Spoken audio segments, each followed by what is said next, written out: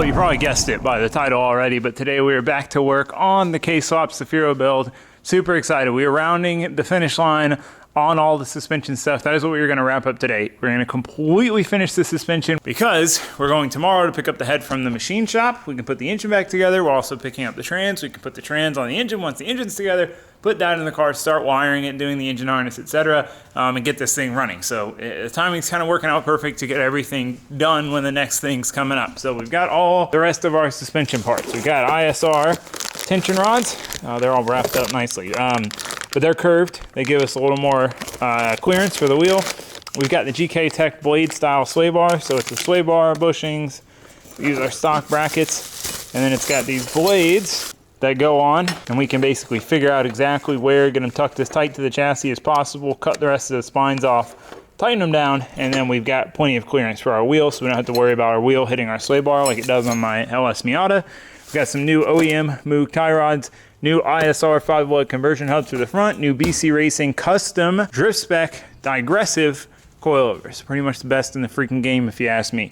Inner tie rod boots, and more. But this is what we're starting with. We also need to build what's called a power brace. So basically we're gonna weld a bar between these two brackets. This is where our tension rod bolts to, which basically keeps the suspension from doing this. So there's a lot of strain on it. And these can bend. You can see this one's bent. That's obviously from hitting something. But anyway, I guess that's what we'll do first. And then we can just assemble the suspension. Easy enough, right?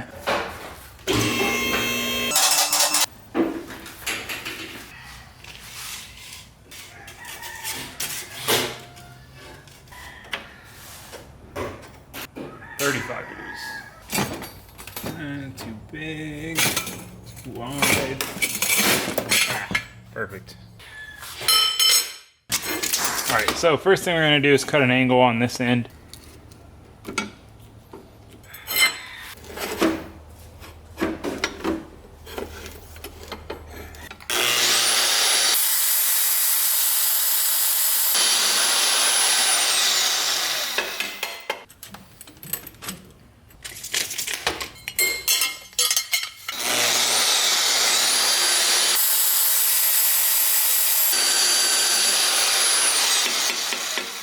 See how she fits.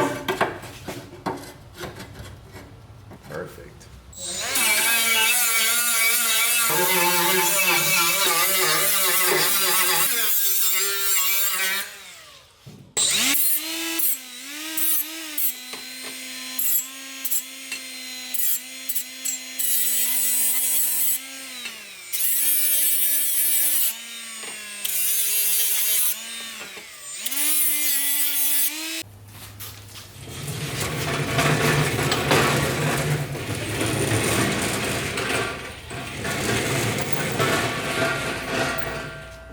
So I think I'm gonna go ahead and just take this. I mean, why not?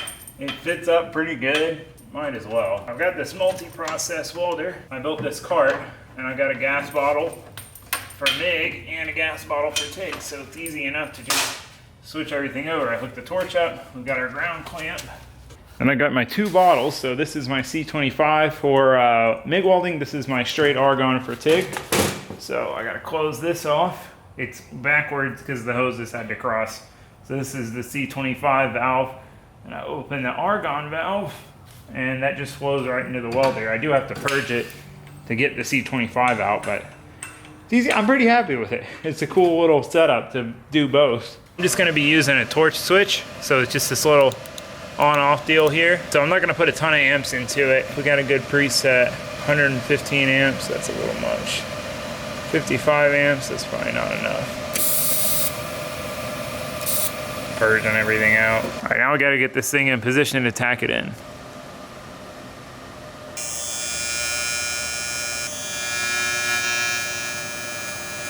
All right, tacked in, we can pull it out and weld it.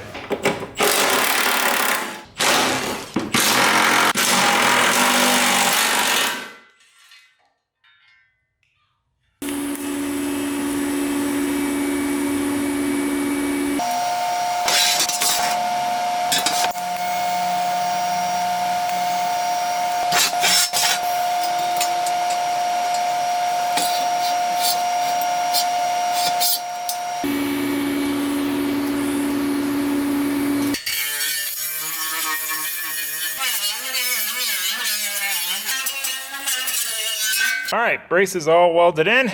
Time for paint.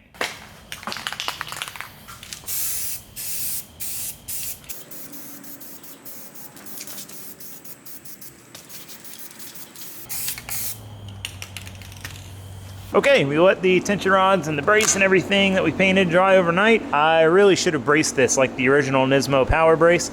Basically boxed in the tension rods. I don't know, I might just throw them on for now and deal with that later. Just having the brace there should be better than nothing, and it's a street car. One of those things, overlooked it. Anyway, good news is we took a little trip in the old Fummins down to Orlando because we had a bunch to pick up. Thing number one, the cylinder head. So we finally got the cylinder head back from the machine shop. For those of you who didn't see the video when we took the engine apart, I went with, and I can never pronounce this, I have no idea how it's pronounced, Ferraria dual valve springs, titanium retainers, steel seats, new valve seals, obviously. And then I also did new valves from them as well. Valve job, got the head decked. Man, this thing is absolutely beautiful. This is gonna be a super solid unit. I mean, the K-Series love to rev, and I wanted to do everything I could to make sure I could rev this thing reliably and enjoy the fruits of the K-Series labor, which is, you know, just revving the crap out of it. So stoked on that. We got the head back. We have, as far as I know, everything else to assemble the engine, so we're good there. We also have the next biggest piece of the puzzle, the transmission. So I decided, Sandy, I'm telling him about the trans, and I'm telling him. Yeah, no, I'm telling them. This is a BMW ZF trans, which is what the swap kit from Touge factory is designed around. I was gonna go with the 5-speed, but with the gearing I have in this car, it's a 436 gear. It's got a nice 1.5 way LSD. I don't really wanna mess with it. So I was looking it up, and basically with the 5-speed, I'd be at like 45 or 4,600 at 80. Whereas with this trans, the 6-speed, I'd be at like 3,800. 3,900 at 80. So as much as it was way harder to find for a street car, I knew I would totally regret going with a 5-speed and absolutely being miserable driving this thing on the highway. Yeah, fans. Yeah. So anyway, I had to track this thing down from Canada on eBay. So it took a bit to ship. It got here. So now we got the trans. Got this up to put the head back together. We're moving and grooving, boys. I know this is a lot of talking, but this is kind of a big update. So the goal for right now, biggest goal we have right now, is to make this thing a roller. So we need to get these back on, all our arms on, our tie rods, our hubs, our rotors, try to find some wheels in my pile of wheels over there that are gonna fit. And we need to make this thing a roller within like 2 days, because we're gonna need it to roll. That's all I'm gonna say about that. It needs to roll. So we really need to dive back in, stop talking about all these parts and start putting parts on. So let's get back to work.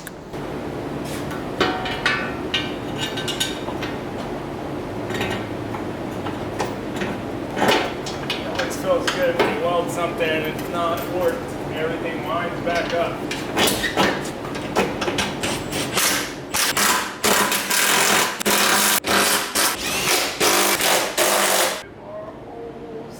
Good. All right, sweet, everything lines up. Now we can drop her down and start assembling the suspension.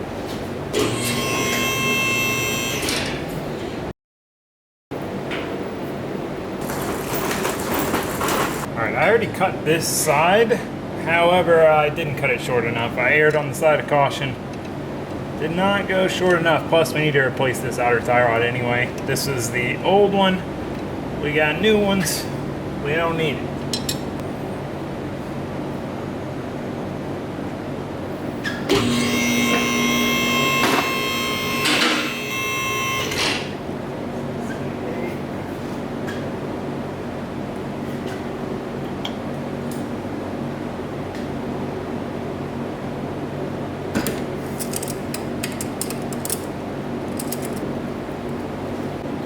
All right, our tie rods are cut to length. Ordered these boots off Amazon, but I only got one. So we'll put both tie rods on and kind of get everything sort of sorted. I'll just have to take the other one back off.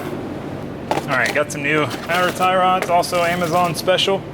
They look a tiny bit different, but overall, they look correct. Based on my experience with my LS Miata, stock outer tie rods are the way to go. Definitely the move if you're gonna street drive your car at all, really. One down, one to go.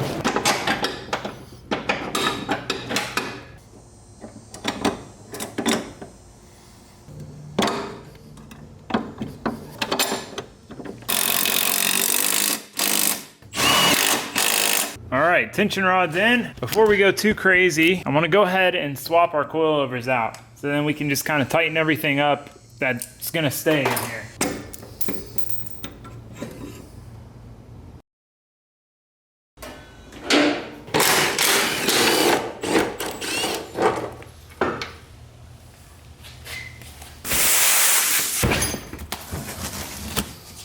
The specs, as people always ask. So I went with the 187K in the front. 7K is a little bit softer than the default spring because we have a light aluminum engine. It's going to be tucked pretty far back. And then a 5K in the rear, which is 1K softer than the default spring. And we have long stroke shocks front and rear to give us more suspension travel and really take advantage of the softer spring rates. So basically, the DS, that aggressive shock, all your driver inputs, when you turn into a corner, when you hit the brakes, when you're accelerating, all that stuff where you feel if the suspension is tight or loose, the shock is really stiff and the suspension feels really tight and is really tight. So you get all that good feedback, you get the car, handling like it's on rails and race shocks and whatever, but the high speed damping, which is just the shock moving fast, so hitting a bump or something like that, the shock is much softer than a linear shock. So it can blast over bumps at whatever speed and it soaks it up like it's dang near stock suspension.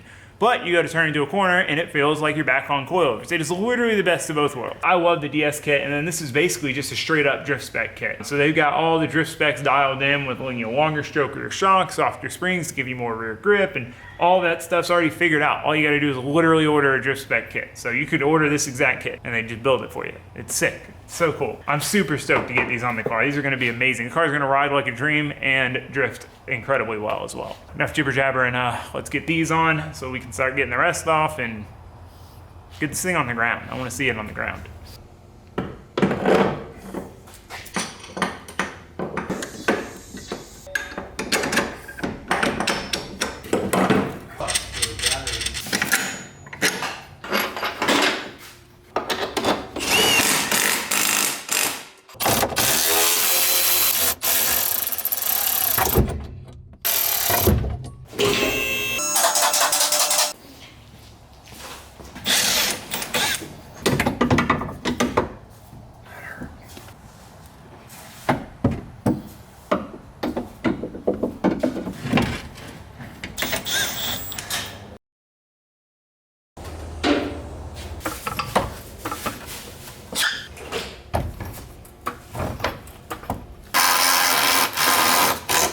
All right, got the BCs in the rear. Look at that. The lock rings match the ISR arms perfectly. Such a snazzy looking combo. So now we just gotta go on a tightening spree, front and rear. We gotta tighten all the rear stuff down at least decently, just so no bolts fall out, and then tighten all the front stuff down, finish putting the front together, and so on and so forth. Normally you would wanna put the car under load to tighten this down, but we're gonna rework this when we do the alignment anyway. Like I said, I just don't want any bolts falling out when we get it on the ground.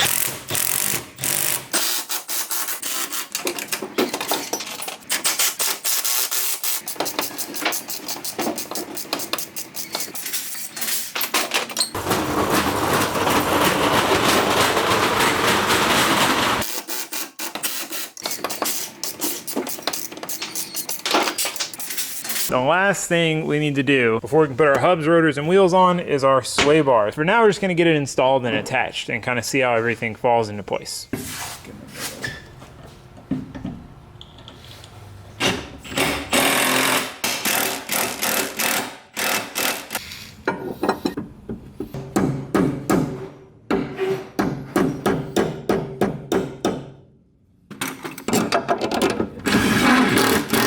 We've got the sway bar installed. We'll need to get the ride height set and then kind of set exactly where we want it on the splines because we can adjust it. I've also got some nice polyurethane sway bar links. You can see these have seen better days, but I didn't think about it. I didn't think to order them until it was too late, basically, to get them in time. But anyway, you can see how curved it is. That gives you all the tire clearance because your tire is going to hit the tension rod first, and the tension rod is a high clearance offset tension rod. So we'd be hard pressed to have clearance issues with our tires unless we ran some massively big wheels in the front. So that'll be nice. It's always annoying when you're rubbing on stuff with your tires and tearing stuff up. So I wanted to make sure we had as much clearance as humanly possible. So now we just need to install the hubs, the rotors, and put the wheels on. Ready to see this thing on the ground again. So gotta keep at it. ISR 5-lug hub conversion.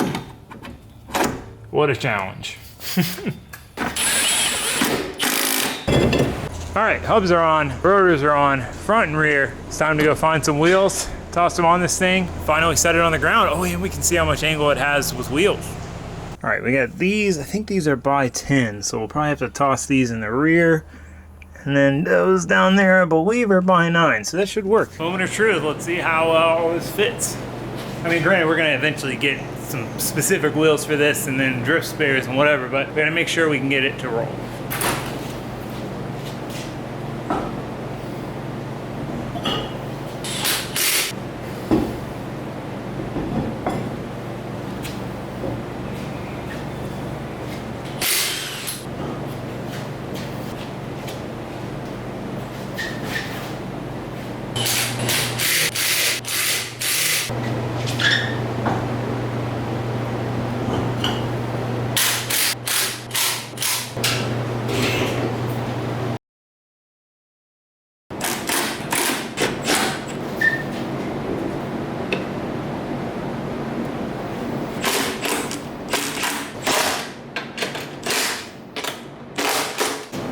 Putting the by 10s in the front just because they had a little less offset, but they are for sure going to hit early than what we would normally run on this car.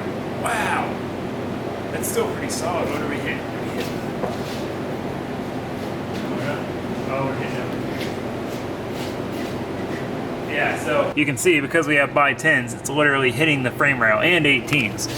We'll probably run maybe an 18 in the front, but like by 9 lower off. It's still a reasonable amount of angle considering running by 10s. But yeah, obviously, like I said, that's not at all gonna be final verdict.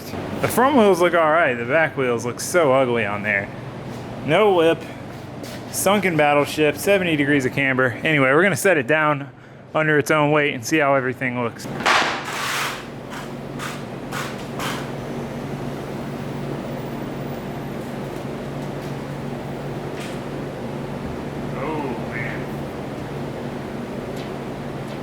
Rear's a little low. Yeah, I think that's a good ride height, right? Oh man, tires are flat. Way too much camber in the rear. Gotta raise the rear. The front's all right. The rear looks freaking broken though. Like, that's wild.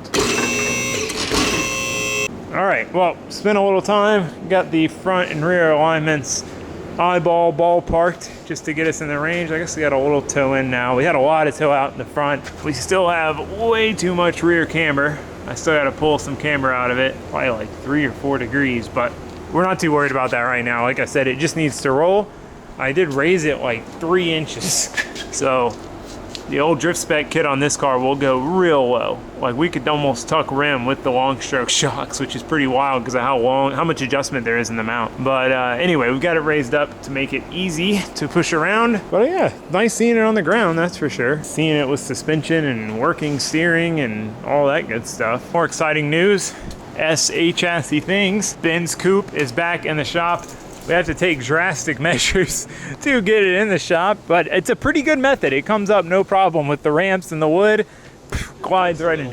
It does look a little sketchy. It doesn't look bad from the outside. The ramps don't move too much. Probably feels sketchy on the inside. It feels pretty sketchy. Yeah, it's not that bad. So anyway, this thing is on the lift. If you guys didn't see the video with the Subaru and working on this, basically, Ben pulled the trans out. It had this weird thing where you felt like all this crunchy vibration through the clutch.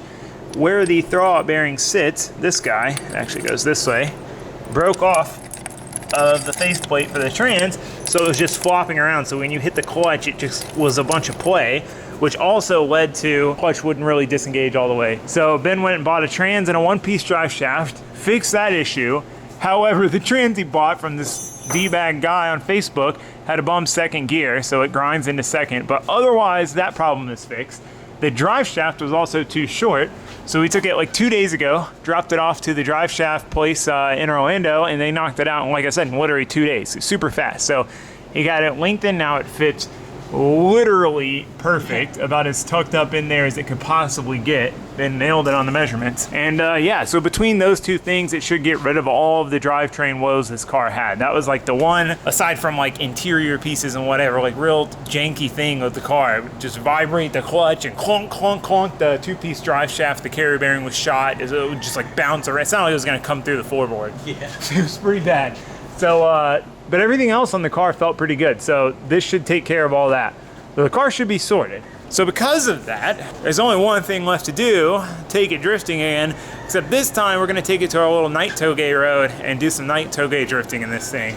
I am so excited to see this thing sliding through the corners at night and the light. It's gonna be really fun. So yeah, since we're pretty much done with this thing chassis-wise and it does need to potentially move tomorrow, we're gonna take a break from working on it and go have fun in the old S chassis.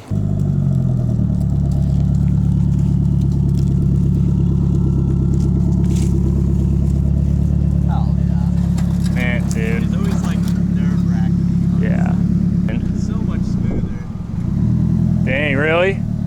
It sounds so good now the belt's not squeaking too. To clean your greasy paw prints off before they stain it. Yeah, I'm down. God, I haven't been in this thing since the day you got it. I forgot how much I love it. I love it looking at it, but I really love it getting in it. You gotta take this can out. It matches, dude. Oh, I get it now. I get it.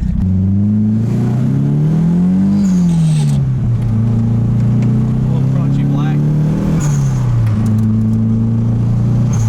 Sounds so good. Sounds so good. The reason I like it. It's like the right sounding SR.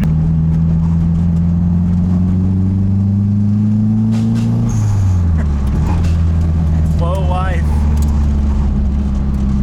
If that dude hadn't sold you a bum trans, we'd be in business. He said. At least it, at least it holds in gear. The old trans would pop out a fourth, plus the other issue I showed you guys. I mean, it's an improvement. It's an upgrade. 240 things. 2 steps forward, 1 step back. Basically. Yeah, exactly. Car looks a lot better with the spacers. It's still got a ton of camber. I don't feel like adjusting it more. But at least now I can look at it and see it like semi-fitted and oh, it looks good. But anyway, it's getting dark, so we got to do a little mod. I'm really excited about this. So I was on eBay and I was actually looking for a wheel for the Subaru, which I bought like a new Momo for that. And this wheel popped up. So I've seen these in cars before. I've never seen one for sale. I've always thought they were so cool. I just love the whole like primary colors thing, the 4-color thing. It's kind of goofy, it's kind of out there, but I like it. I like it. It's unique. And for interiors, I like to keep things pretty clean and have like a flashy steering wheel and a seat maybe, and keep it otherwise like simple and clean. That's like my style. So anyway, this fits the bill perfectly. It had one bid on it. It was pretty cheap. I was like, I'll put in a bid. If it goes, it goes. If not, whatever. And I won with my low bid. So I was stoked. I mean, went way cheaper than I expected. So I'm stoked, we got it. It's for this car. So I am gonna repaint this car. I just hate this color on this car. I absolutely hate it. I'm not sure if I'm gonna go back to the factory like midnight purple, or I kind of like to do a 240 style two-tone, not the color of his, but the seafoam and brown. Not sure if that would look good or not. I've got to decide that. But before you judge the wheel colors with the exterior colors are gonna change. So anyway, let's get this wheel put in.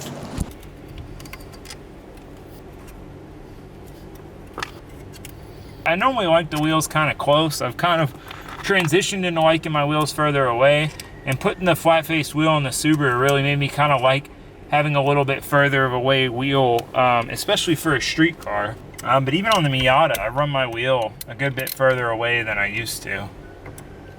We'll have to get some sort of horn button. That's too close. Probably end up being right about there. That feels about right. Can get to all the stuff, but they're not in the way. Wheel feels nice, man. I'm stoked, dude. This thing is so cool. All right, Sandy came out. She checked on the wheel, gave it the meow of approval. The car back up, put the Miata back inside. Ben's got his car out front. We're done with physical work, wrenching, whatever you want to call it. Wait for nightfall. Go hit a touge rip and have some fun. I know it's not called touge, it's an inside joke. Touge. It's not even a touge. I know it's like a very boring road to most anybody who lives near mountains, but for us, it's an amazing road. So just let us have it. Just let us have it. See you guys tonight. The night has fallen. It's time to go rip, boys. It's just fun to cruise in our turbo cars together. Because when we drive with the Miata, it's the stock NA Miata, so it's way slower.